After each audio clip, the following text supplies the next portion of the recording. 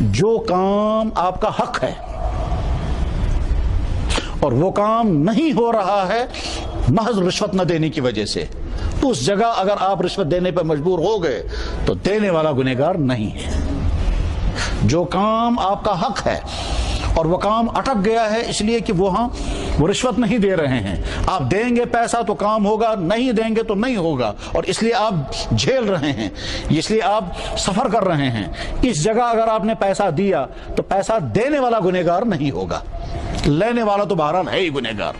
اور جو آپ کا حق نہیں ہے اور پیسے کے بل پر آپ وہ اپنے لیے مہیا کر رہے ہیں، پیسے کے بل پر وہ اپنے لیے الاٹ کرا رہے ہیں، یہ پیسہ دینا بھی حرام اور لینا بھی حرام۔ اس دوسرے معاملے کے متعلق اللہ کے نبی نے فرمایا الراشی والمرتشی کلاہما فی النار، رشوت دینے والا اور رشوت لینے والا دونوں جہنم میں۔ اور دوسری حدیث میں ہے رشوت دینے والے اور رشوت لینے والے دونوں پر لعنت، وہ اس دوسرے والی قسم کے بارے میں، پہلی والی قسم اس میں داخل نہیں ہے۔ جو چیز میرا حق ہے،